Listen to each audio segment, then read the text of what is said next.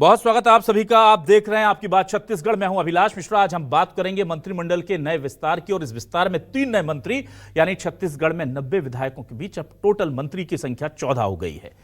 प्रदेश के लोग खुश थे, बीजेपी के कुछ लोग खुश थे, कुछ लोग नाराज भी हैं, ऐसी सूत्र हमारे बता रहे हैं। वरिष्ठ नेता नाराज हैं और कई वरिष्ठ विधायक पहुंचे ही नहीं। अलग अलग रीजनों से, बहानों से उन्होंने कहा कि हम नहीं आ रहे। लेकिन भूपेश बघेल ने शाम होते होते बड़ा गंभीर आरोप लगा दिया और उन्होंने कहा कि ये अवैधानिक नियुक्ति है। 14वां जो मंत्री है वो बन ही नहीं सकता छत्तीसगढ़ में। उन्होंने ये भी कहा कि जब मैंने अपने समय में नियुक्ति के लिए एक और मंत्री के लिए परमिशन मांगी थी, लेटर लिखा था, तो मुझे जवाब ही नहीं मिला। और नियमतः केवल 13 मंत्री हो सकते हैं, क्योंकि 15% की सीमा है, जितने विधायक उसका 15%। तो ऐसे में ये जो है ये अवैधानिक है, या तो फिर सीएम साहब बताएं कि उन्हें परमिशन किसने दी।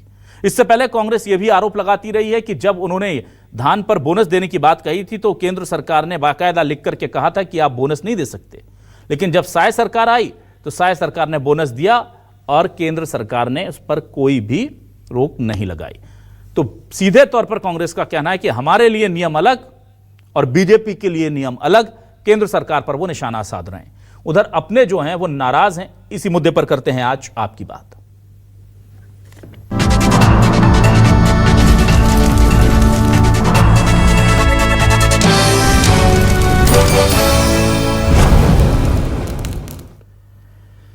सबसे पहले सुनते इस पूरे मामले को लेकर भूपेश बघेल ने क्या आरोप लगाए हैं और पलटवार में अरुण साहब क्या कह रहे हैं, सुनिए।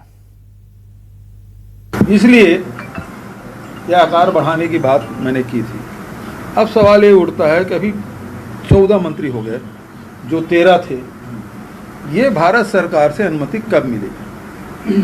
यदि मिल गई तो मुझे खुशी होगी, बल्कि मैं तो इस पक्ष में हूं कि 20% होना चाहिए, 15% बढ़ा के। लेकिन यदि भारत सरकार से अनुमति मिल गई है तो उसे गजट नोटिफिकेशन होना चाहिए। ये कब हुआ और बिना गजट नोटिफिकेशन के ये संख्या में वृद्धि कैसे हो गई?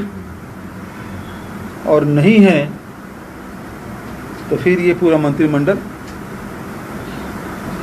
अवैधानिक है। देखिए भूपेश बघेल जी, ये तो हर मामले में इनका काम है सवाल उठाना। मंत्रिपरिषद की भी इनको चिंता थी कि क्यों नहीं हो रहा है, क्यों नहीं हो रहा है तब भी सवाल। तो ये सवाल करते रहेंगे। हम जनता के लिए काम कर रहे हैं, जनता के प्रति हमारी प्रतिबद्धता है।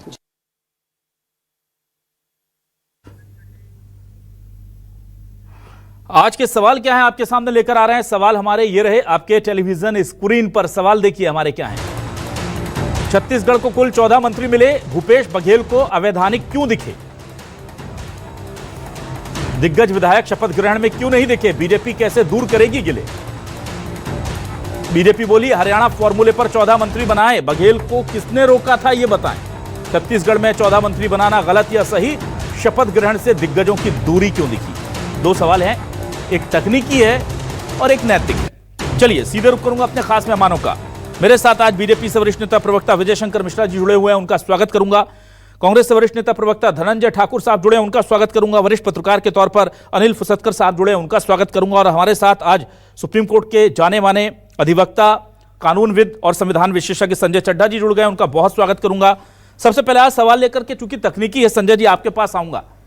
संजय जी, ये 15% की जो लिमिट है, जो कहा जा रहा है बार बार, 164A या जो भी नियम जिसके तहत है, तो ये क्या हरियाणा पर किसी खास वजह से इसको रिलीज किया गया है या इसे गलत तरीके से लिया गया है? क्योंकि 13.5 हो जाता है 90 से, अगर हम 15% निकालते हैं तो क्या ये 14 में कन्वर्ट किया जा सकता है या 13 ही रखना जाना चाहिए था? इसको लेकर कोई स्पेसिफिक कानून या कोई नियम है क्या सर? पृष्ठभूमि 1 मिनट में बताता हूं पहले जी। 19 फर्स्ट कॉन्स्टिट्यूशन अमेंडमेंट 2003 में आया और उसमें 2 आर्टिकल कॉन्स्टिट्यूशन के प्रोविजन 161 में और 75 में चेंज किए गए और कहा गया कि जो स्ट्रेंथ है मिनिस्टर्स की वो कितनी होगी। उसमें लिखा है the strength of the ministers शैल, शब्द जो इस्तेमाल है शैल, नॉट एक्सीड 15%। किसी भी सूरत हाल में नहीं एक्सीड करेगी। अब छोटे प्रदेशों के लिए एक, जैसे कई छोटे स्टेट हैं, 7 सिस्टर्स हैं उधर, तो उनको 12 का नंबर दिया हुआ है। ये प्रोविजन क्यों आया था? हम देख रहे थे हॉर्स ट्रेडिंग होके जंबो कैबिनेट बनती थी, 60 70 मिनिस्टर्स बनते थे, उसको रोकने के लिए तो दिल्ली के लिए एक एक्सेप्शन क्रिएट हुई, 6+1 की एक्सेप्शन क्रिएट हुई। तो लॉ क्या है? वो यही है कि 15% से ज्यादा नहीं, 90 का 15%, 13.5, 13.5 हो नहीं सकते तो 13, क्योंकि 13.5 से अधिक नहीं हो सकते जी। कहने का मतलब उससे कम हो सकते हैं। तो यहां पे छत्तीसगढ़ के परिप्रेक्ष्य में 12 मिनिमम और 13 मैक्सिमम इंक्लूडिंग चीफ मिनिस्टर है, ये लॉ की प्रोविजन है। इसमें कोई ऐसा नहीं है कि कोई आपको केंद्र सरकार को स्पेशल परमिशन दे देगी। भूपेश बघेल जी कह रहे थे कि हमने लेटर लिखा था कि हमें परमिशन दी जाए, कोई ऐसा प्रोविजन नहीं है। संविधान का मैंडेट है ये, और उस मैंडेट की वॉयलेशन नहीं हो सकती, पहली बात। अब आता हूं आपके सवाल का जवाब। कोई हरियाणा का जो आपने उदाहरण दिया वो भी गलती है। कोई एक स्टेट गलत कर रहा है तो दूसरा स्टेट थोड़ी गलत कर सकता है, ये स्पष्ट रूप से।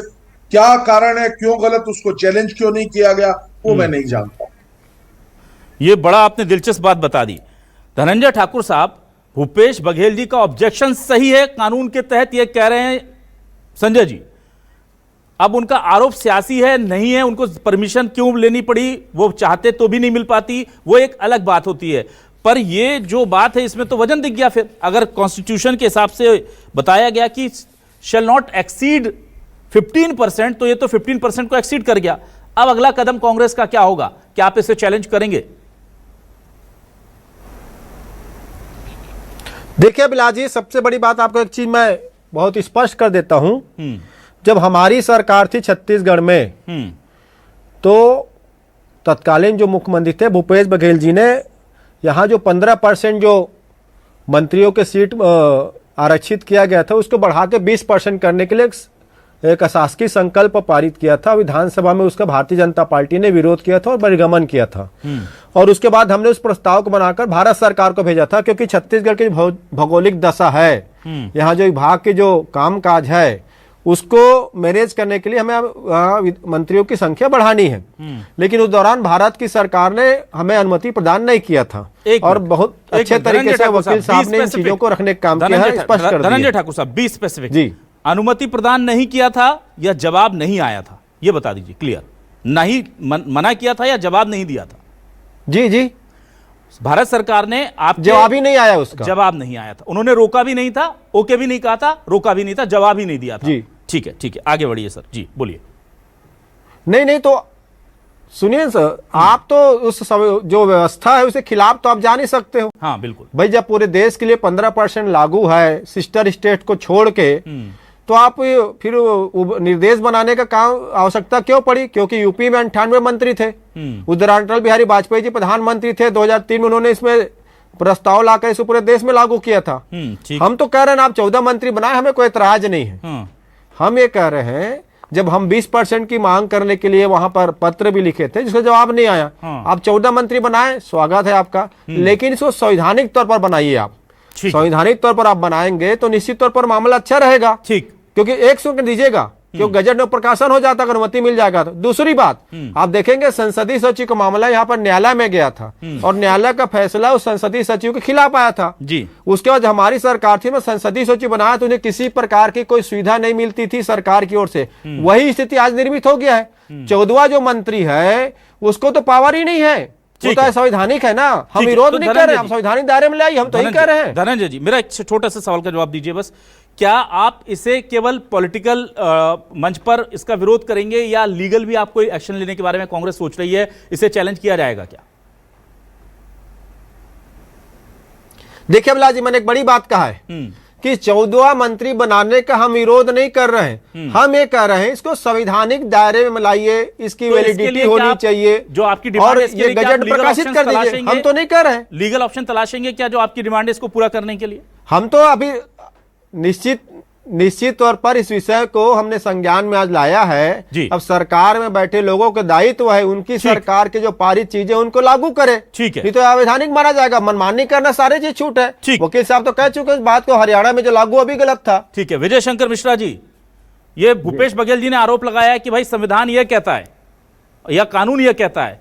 अब पहला सवाल तो यह है कि उनसे शपथ पत्र तो नहीं मांगेगी बीजेपी के शपथ पत्र पे लिख के दीजिए कि आप आरोप लगा रहे हैं, ऐसा है कि नहीं, या बेस क्या है ये बता दीजिए सर कि 14वां आपने मंत्री बनाया है तो किसकी परमिशन से बनाया है या किस कानून के तहत बनाया है? 2003 में जो नियम पारित हुआ था उसमें 15% मंत्री लेने का प्रावधान था जी। वो बिल्कुल सही है जो वकील साहब ने बताया। हरियाणा गवर्नमेंट ने पूर्णांक कंप्लीट करके, क्योंकि पूर्णांक में 14 आता है, उस आधार पर उन्होंने बनाया। उस पे कुछ लोगों ने हाई कोर्ट में अपील की, फिर सुप्रीम कोर्ट में भी अपील की। सुप्रीम कोर्ट ने कहा कि पूर्णांक में 14 गिना जाएगा। ये ऑलरेडी लोग वहां कोर्ट में जाकर सुप्रीम कोर्ट से निर्णय आ गया है। उस निर्णय को यहाँ देखा गया है, उसके आधार पर अब सुप्रीम कोर्ट को अगर कांग्रेस गलत कहेगी तो किसी को भी कह सकती है कि गलत है, कभी निर्वाचन आयोग, कभी किसी को भी गलत कह सकती है। सुप्रीम कोर्ट में ऐसा कोई, विजय शंकर जी, सुप्रीम कोर्ट में ऐसा कोई निर्णय आया है, ये मेरी रिसर्च टीम को नहीं मिला कि आप उसका कोई स्पेसिफिक थोड़ा बहुत हो सकता है, मैं गलती मानता हूं, हो सकता है हम लोग नहीं सर्च कर पाए हों, पर ये कब गया था कुछ थोड़ा आप बता दें टेक्निकल चीज, ताकि लोगों को पता चले कि सुप्रीम कोर्ट ने इसे ग्रीन सिग्नल दे रखा है। 2024 में इसको लेके गए थे, उन्होंने राज्य सरकार ने कहा कि पूर्णांक जो है उसके आधार पे हमने इसको 14 सीट किया पूर्णांक, और सुप्रीम कोर्ट ने उसको इंटरटेन नहीं किया। वो इंटरटेन नहीं किया, इसका मतलब है कि सुप्रीम कोर्ट के हिसाब से सही है। ठीक है, चलिए ठीक है सर, ठीक है। अनिल जी, ये बहुत महत्वपूर्ण सवाल है। देखिए, कांग्रेस भी इसमें बहुत सोच समझकर काम कर रही है। वो कह रही है कि हम विरोध नहीं कर रहे हैं, पर आपको करना होगा with in the due procedure जो है, जो हमें संविधान ने, हमारे कॉन्स्टिट्यूशन ने दी हुई है। ऐसे में आपका क्या मत है सर? 14वां जो मंत्री हैं वो होना चाहिए, नहीं होना चाहिए? हरियाणा का एग्जाम्पल सेट करके क्या हम बना सकते हैं? नहीं, देखिए अभिलाष जी, हरियाणा कहां से आ गया? आप छत्तीसगढ़ में हो, छत्तीसगढ़ की बात करिए। अगर हरियाणा में कोई चीज गलत हुई तो आप उसको यहां थोड़ी ना एक्सेप्ट कर लेंगे। फिर जब अगर विजय शंकर मिश्रा कह रहे हैं कि डेसिमल वाली बात को लेकर, ये कंप्लीट करने, पूर्णांक को लेकर, तो पूर्णांक में भी जो है, अगर कभी भी किसी दशमलव के बाद 5 से बड़ी संख्या होती है तब उसको वो बड़ी संख्या में माना जाता है। ऐसा मेरा ये मानना है, और मैं ऐसा गणित के विषय में जो है ये पढ़ता है कि 13.6 अगर होता तो वो आप उसको 14 मान सकते थे। और जब सुप्रीम कोर्ट ने जब जो अमेंडमेंट है उसमें साफ साफ क्या है, shall not be exceed, shall not be exceed, तो आपको उससे एक्सीड कर ही नहीं सकते। 13.5 से जो भी है तो वो तो एक्सीड हो रहा है। तो आपको इस बात के बारे में पहले जो है, और फिर सबसे बड़ी बात यह है, 2 साल आपको लग गए मंत्रिमंडल का ये जो है आपका कोटा पूरा कंप्लीट करने में, तो इसमें इतनी अचानक क्या हड़बड़ी हो गई कि आपको 13 नहीं 14 करना है? आप तो 11 से काम चला रहे थे, 11 से ही चलाते रहते। पहले विधि विशेषज्ञों से राय ले लेते, समझ लेते, केंद्र से परमिशन ले लेते। अगर कोई इस पे जो भी, जैसे धनंजय कह रहे हैं कि आप भाई इसको आप संवैधानिक करिए, तो वो सारी प्रक्रिया करते, उसके बाद 14 करते तो क्या तकलीफ हो जाती। और फिर वैसे भी 13 क्या और 11 क्या और 14 क्या और 20 क्या, काम अगर नहीं हो रहा है तो फिर 20 में भी नहीं होगा, और काम अगर हो रहा है तो 11 में भी हो जाएगा। लेकिन सवाल फिर वहीं आता है, अगर आपके पास नियम है कि 13.5 यानी 13.5 से ज्यादा नहीं हो सकते तो नहीं होना चाहिए। फिर वो आप हरियाणा का उदाहरण नहीं दे सकते, और फिर इस बात को भी नहीं आप कह सकते कि उनकी जो याचिका को एंटरटेन नहीं किया। तो अगर नहीं एंटरटेन किया तो इसका मतलब आप उसको क्या मान देंगे? फिर आप वही चालू करेंगे, फिर दूसरे प्रदेश भी यही चालू करेंगे, तो परिपाटी चालू हो जाएगी। तो गलत परंपरा का पालन नहीं होना चाहिए और नियम से ही काम होना चाहिए। इस पे जो है संजय जी ने तो सारी स्थिति स्पष्ट कर दी। वो कानून के विशेषज्ञ, हम लोग कानून के विशेषज्ञ नहीं है, लेकिन इतना जरूर समझ में आता है कि 13.5 माने 13.5, वो 14 नहीं हो सकता। ठीक है संजय चड्ढा जी, देखिए सुप्रीम कोर्ट का किसी प्ली को एंटरटेन नहीं करना, क्या उस मामले में दूसरी पार्टी के फेवर में माना जाता है, या कोई टेक्निकल ग्राउंड्स भी होते हैं जिसकी वजह से प्ली को रिजेक्ट कर दिया जाता है? जैसे उसमें कोई जानकारी कम हो, उसमें आवेदक का या जो प्रार्थी है उसके बारे में कोई डिटेल्स कम हो, ऐसा भी कोई रीजन हो सकता है? और अगर इस पर्टिकुलर केस के बारे में आपको कोई नॉलेज हो, क्योंकि हमें नहीं मिली वो डिटेल्स, इसलिए मैंने विजय शंकर जी से भी पूछा, आपसे भी जानना चाहूंगा, उससे थोड़ा स्पेसिफिकली हमारे दर्शकों को बताएं। मैं पहली बात तो ये कि मैंने अभी सर्च भी किया, मुझे इस तरह का कोई निर्णय मिला नहीं है अभी तक। हाँ। और इंटरटेन नहीं होना, इसका दो ही, देखिए सुप्रीम कोर्ट के समक्ष दो ही चीजें हो सकती हैं। इंटरटेन ना होना is not the right word, या तो वो डिसमिस होगी या विड्रॉ हुई होगी या फिर इंटरटेन हुई होगी। मुझे नहीं मालूम किस संबंध में हुआ है और क्या है, मैं क्षमा चाहूंगा, यहां पे मेरे को नॉलेज नहीं है उसकी। बिल्कुल। अब सवाल मैं एक और आपसे पूछना चाहता हूं इसी सिलसिले में संजय जी, कि जब कांग्रेस सरकार किसानों को बोनस के तौर पर पैसा देने के तौर पर पैसा देना चाहती थी किसानों को ज्यादा, तो केंद्र सरकार से वो जब अपने ऐलान करते तो केंद्र सरकार से एक ऑब्जेक्शन आता है और कहा जाता है कि आप एक्सीड नहीं कर सकते जो केंद्र का धान की जो कीमत है उसको, और फिर इसके लिए बाकायदा एक रास्ता बना करके कांग्रेस बोनस देती है अलग से कि ठीक है हम खरीदेंगे इतने में ही, लेकिन हम अलग से बोनस दे देंगे। एक बाईपास निकाल लिया गया, कुल मिलाकर के वो केवल कागजी प्रोसीजर थी, वो कर दी गई। बीजेपी आती है, कांग्रेस का आरोप है कि जब वो करती है तब ऑब्जेक्शन नहीं आता।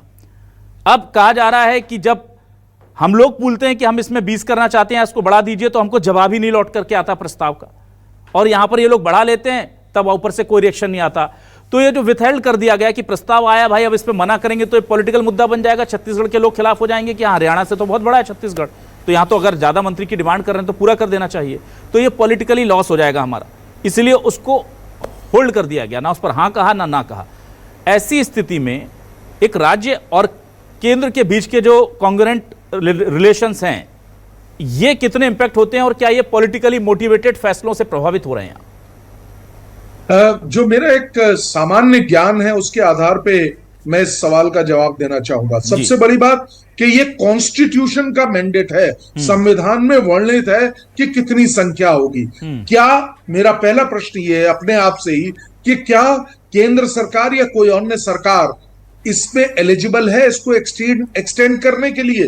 अगर मैं अपने आप से इस सवाल का जवाब पूछूं, मुझे लगता है नहीं है, क्योंकि जब कॉन्स्टिट्यूशन का मैंडेट है कि 15% होना चाहिए, तो उसको बढ़ा के 16, 17 या 20% नहीं कर सकते, एक्सेप्ट कि जब तक कॉन्स्टिट्यूशन को अमेंड ना किया जाए।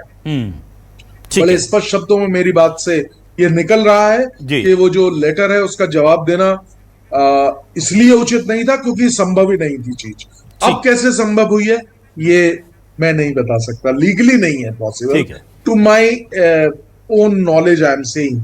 ठीक, धनंजय ठाकुर साहब, देखिए ये मैं आपकी दुविधा समझ रहा हूं। आप लोग जो लड़ाई लड़ रहे हैं, कांग्रेस जो लड़ाई लड़ रही है वो बहुत टेक्निकल है, टेक्निकल ग्राउंड पर आप लड़ रहे हैं, लेकिन इसमें एक ऐसा माहौल भी बनाया जा सकता है कांग्रेस के खिलाफ कि आप देखिए छत्तीसगढ़ के विकास को या हमारे मंत्री की संख्या बढ़ रही है तो कांग्रेस को तकलीफ हो रही है, तो पॉलिटिकल लॉस के चांसेस भी बहुत हैं।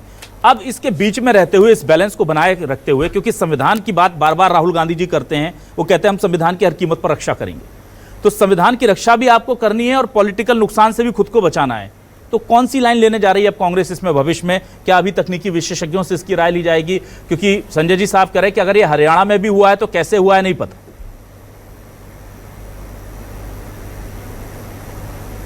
देखिए अभिलाष जी, कांग्रेस पार्टी हमेशा से संविधान को बचाने के लिए काम करती है और भारतीय जनता पार्टी हमेशा संविधान को खत्म करने के लिए काम करती है। वह छत्तीसगढ़ में दिखा है।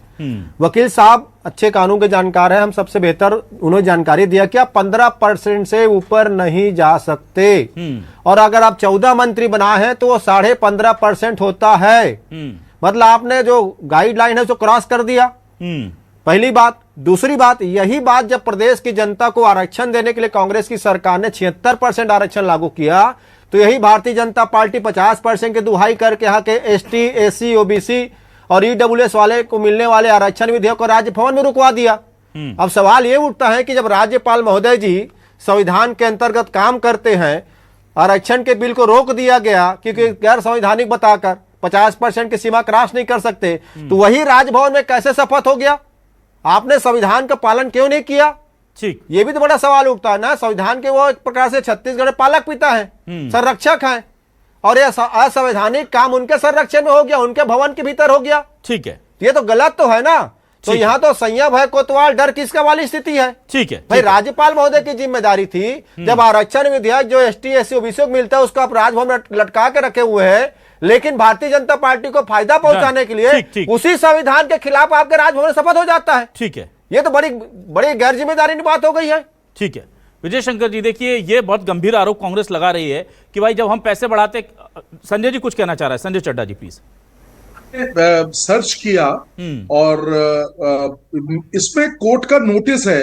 हाँ। और हाई कोर्ट का नोटिस है जो कि 5 नवंबर 2024 को चंडीगढ़ हाई कोर्ट ने नोटिस इशू किया है सेंट्रल गवर्नमेंट को और हरियाणा सरकार दोनों को, और उनसे जवाब मांगा है कि भाई आपने ये कैसे किया है। मुझे इस केस की आउटकम इसके बाद नहीं मिल पा रही है, तो मुझे लगता है कि अभी ये केस पेंडिंग है।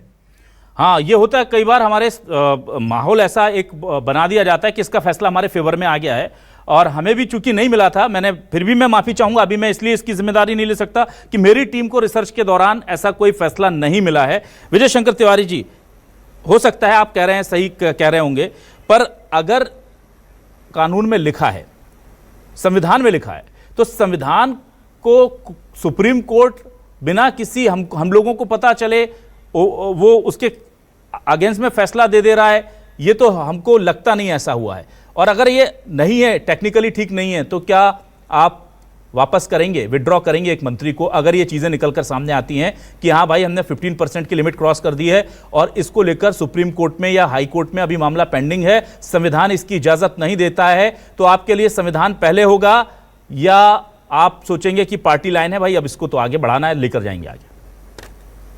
इसके लिए विधि विशेषज्ञ से बिल्कुल प्रॉपर राय लेकर, और जो व्याख्या है, मैंने बोला पूर्णांक की, उसको जो पूर्णांक वाला विषय था उसको बिल्कुल उस पर व्याख्या देकर इंटरप्रिटेशन करवाया गया है कि क्या कैसा है, करके ही आगे बढ़ी है सरकार। और हरियाणा में भी वही हुआ था। मैंने पहले बोला कि कोर्ट में केस था, अभी आप और सर्च करेंगे, केस खत्म हो चुका है, तभी यहां पर लिया गया है। अभी आप पहले बोल रहे थे केस नहीं है, अब केस है, केस खत्म भी हो गया, आगे सर्च करेंगे मिल जाएगी, और कहीं पर भी असंवैधानिक कार्य नहीं हुआ है। अब ये साथ आप ये भी कंप्लीट कर लीजिए, क्योंकि ये क्या करते हैं, ST SC OBC के आरक्षण की बात करते हैं राजभवन में, हमेशा इनको डाइवर्ट करना है। वोट की राजनीति देखिए, अभी मंत्रिमंडल से इन्होंने ST SC OBC का वोट चाहिए, कहीं पर राजनीति भाषण चालू कर दिया। ये जितनी बार, 2 बार इन्होंने रूल पास किया स्टेट गवर्नमेंट ने, इतनी कमी उसमें थोड़ी की कोर्ट से स्टे हो गया। ST SC OBC का आरक्षण राजभवन रोक सकता है और मंत्रियों को छूट दे सकता है, क्या संविधान का पालन नहीं होना चाहिए? धनंजय जी, आपको वही सवाल क्यों आरक्षण राजभवन में पड़ा हुआ है? क्या बोला? राजभवन में पड़ा हुआ है, आप पढ़ लिख के आए करें। धनंजय जो विधानसभा में जो विधेयक पारित हुआ, राजभवन में अटका पड़ा हुआ है। दोनों बार आदेश आपकी सरकार ने जारी आपकी किया। जानकारी अधूरी है, तो पढ़ लिख लीजिए, या राजभवन में जाके जानकारी लीजिए। भ्रामक है, आप पहले भी भ्रामक दे रहे थे, अभी भी भ्रामक दे रहे हैं। अरे पढ़ लिख लीजिए। धनंजय जी ठीक है, अभी बोलने दीजिए। धनंजय जी, विजय शंकर जी को बोलने दीजिए। धनंजय जी भाजपा पढ़ लिख लीजिए। ठीक है, ठीक है, ठीक है धनंजय जी, ठीक है धनंजय जी, बात करते हैं आप। ना आपको तो आप कोर्ट में पहले भ्रम फैला रहे हैं। ठीक है धनंजय जी, कोर्ट के नाम से भ्रम फैला रहे हैं ना धनंजय जी, एक मिनट, राज्यपाल जी के कोर्ट ने कहा फैसला दिखाई आप यहाँ पे। ना धनंजय जी ठीक है, आपको उनका जवाब देने दीजिए। धनंजय जी, हमने सवाल उठा लिया आपका। धनंजय जी रिपीटेशन मत कीजिए, आप ये बातें बोल चुके हैं। धनंजय जी प्लीज विजय शंकर जी को अपनी बात दीजिए। ठीक है विजय शंकर जी, ठीक है धनंजय जी बस, धनंजय जी बस, ठीक है धनंजय जी बस विजय शंकर जी बोलिए प्लीज। संविधान का पालन तो राज्यपाल। धनंजय जी बस हो गया सर, आप अपने सवाल उठा लिए, वही सवाल के तो जवाब दे रहे हैं ना, उनको देने दीजिए प्लीज, बोलिए सर। भाजपा हमेशा संवैधानिक कार्य करती है। ये आरक्षण विरोधी, आरक्षण के विरोध कर रहा है मिश्रा, ये यहाँ बैठ के ST SC OBC का विरोधी है ये। गवर्नमेंट ने रोका था, ठीक है। भारतीय जनता पार्टी आरक्षण का विरोधी है, RSS की मंशा आरक्षण खत्म करना है। चलिए RSS बाबा साहब धनंजय जी, उस पर हम और डिबेट कर चुके हैं, उस पर और डिबेट कर लेंगे धनंजय जी। आज आरक्षण विरोधी RSS और भाजपा है। ठीक है आरक्षण सर, नारे धनंजय जी, ठीक है सर, ये पॉलिटिकल मंच नहीं, हम आज एक खास सब्जेक्ट पे। धनंजय जी आप भावनाओं में बह जाते हैं, मैं आपसे क्या कह रहा हूँ, आरक्षण विरोधी वाला मामला आप उठाते रहे, जनता ने, आप जो टेक्निकल चीज अच्छी लेकर आए, आपके लिए हमने डिबेट किया, आप ही डिरेल कर देते हैं उसको, आप समझते नहीं है इतना बड़ा पॉइंट।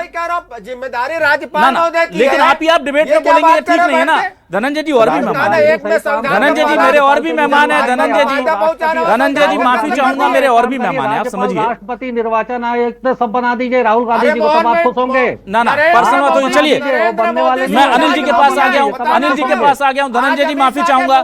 धनंजय जी ऐसा नहीं होता, धनंजय जी गलत बात है, धनंजय जी दूसरों को भी बोलने दीजिए। धनंजय धनंजय जी, दूसरों को भी, अनिल जी को भी बोलने दीजिए। सर आप अकेले थोड़ी गेस्ट हैं, चारों मेरे लिए सम्मानीय है, समझिए आप। अनिल जी, मैं आपके पास आता हूं, बहुत महत्वपूर्ण सवाल है जो इस डिबेट में टेक्निकल चीजें ज्यादा थी, एक बहुत संक्षिप्त में आपसे चाहूंगा। 3-4 मंत्री नदारद रहे, अजय चंद्राकर नहीं आए, लता हुसैन नहीं आई, ये वरिष्ठ थे जो मंत्री रह चुके हैं, नए लोगों पर आजमाया गया ये दाव बीजेपी को आगे किस तरह से दिन दिखाने वाला है? बेहतरी होगी नई टीम के लिए, नई टीम के साथ उत्साह से आगे बढ़ेगी, या वरिष्ठ नेताओं की नाराजगी भारी पड़ेगी? नहीं, देखिए अभिलाष जी, बिल्कुल आपने बहुत सही सवाल उठाया है कि वरिष्ठ लोगों का वहां अनुपस्थित रहना, आपके परिवार में कोई कार्यक्रम हो रहा है और परिवार के मुखिया ही है और परिवार के बुजुर्ग ही अगर नहीं है तो ये बड़ा अपशकुन है। देखिए विधानसभा में भी जो है जितने एक्टिव जो है कांग्रेस है, मैं यहाँ पे धनंजय के सामने कह रहा हूँ, कांग्रेस से ज्यादा जो एक्टिव रहे वो अजय चंद्राकर रहे, राजेश मूणत रहे, और अजय चंद्राकर का नहीं होना या बाकी और लोगों का नहीं होना, अगर आप कहते हैं कि हमने जो मंत्रिमंडल का विस्तार किया है उसमें हमने जो डेमोग्राफिकल कह लीजिए या ज्योग्राफिकल कह लीजिए सारी जो है इक्वेशंस को हमने साधा उसके बाद किया, लेकिन आप देखिए राज्य बनने के बाद से अनफॉर्चुनेटली ये पहला मंत्रिमंडल है जिसमें कैपिटल का रिप्रेजेंटेटिव नहीं है। राजधानी से हमेशा 2 मंत्री रहे हैं, चाहे किसी की भी सरकार रही हो, आज राजधानी से एक भी मंत्री नहीं है। तो इसका मतलब यह है कि जो सत्ता और जो संगठन है, आपका मंत्रालय यहीं पर है, आपकी विधानसभा यहीं पर है, आपका पार्टी का कार्यालय यहीं पर है, अब पूरी जो सत्ता की जो इर्द गिर्द जो गतिविधियां होती है वो राजधानी से होती है, और राजधानी को आपने प्रतिनिधित्व ही नहीं दिया। आपने प्रतिनिधित्व जहां जो सरगुजा है, जहां 4 मंत्री पहले थे वहां आपने 5वां भी दे दिया। तो आप ये किस तरह का प्रयोग कर रहे हैं? अगर नए लोगों को भी देना है तो आप दीजिए, लेकिन आप पुराने लोगों को सीधा मार्गदर्शक मंडल में डाल दे रहे हैं, ये कौन सी बात है? देखिए ये जो मंत्रिमंडल का विस्तार है ये कहीं ना कहीं भाजपा के खुद के गले की फांस बनती जा रही है। एक तो पहला ये टेक्निकल जो इशू आ गया है, जो डेसिमल वाला जो है 13.5 और 14 वाला, आप उसमें किसको मानते हैं किसको नहीं मानते, हर एक की अपनी अपनी अलग अलग डेफिनेशन है, हर एक का अलग अलग अपना इंटरप्रिटेशन है। लेकिन टेक्निकली तो जब कॉन्स्टिट्यूशन में लिखा है कि शैल नॉट बी एक्सीड, तो शैल नॉट बी एक्सीड, फिर आप वो हरियाणा का कहां से उदाहरण लेकर आ रहे हो? और फिर हरियाणा का उदाहरण तो आपको क्या हरियाणा बनाना है क्या छत्तीसगढ़ को? छत्तीसगढ़ तो रहने दीजिए। ठीक है जी। तो जाहिर सी बात है, चाहे वो तकनीकी मामला हो जिस पर इससे चैलेंज किया जा रहा है मंत्रिमंडल विस्तार को, या फिर वो अपने वरिष्ठ नेताओं की अनदेखी के मामले में सियासी आरोपों के घेरे में ये मंत्रिमंडल विस्तार है। अब बहुत दबाव होगा शायद सरकार की जो नए कैबिनेट बनी हुई है, क्योंकि इसमें अब कुछ बंटवारे भी हुए हैं, यहाँ से विभागों को लेकर उधर दिया गया, ये सब चीजें हुई हैं, तो ये पूरा एक नई टीम है। इस नई टीम को बहुत अच्छा परफॉर्म करना होगा, क्योंकि ऑलरेडी कहा जाता है ना कि कोई जब नई टीम मैदान में उतरती है और उससे पहले ही कुछ नेगेटिविटी हो जाए तो वो काफ़ी हो गई है। हम शुभकामनाएं देते हैं कि छत्तीसगढ़ के विकास के लिए अच्छा काम किया जाए, छत्तीसगढ़ के लोगों की सुविधा बढ़े, पर हम ये भी देखेंगे कि संविधान इस पूरे मामले में क्या कहता है, आने वाले वक्त में पता चलेगा। बहुत शुक्रिया करूंगा मैं विजय शंकर जी आपका, धनंजय ठाकुर साहब, अनिल फुसतकर जी और संजय चड्ढा जी, आप चारों मेहमानों का, आप लोगों ने हमारे शो के लिए वक्त दिया। तमाम दर्शकों को भी शुक्रिया, नमस्कार।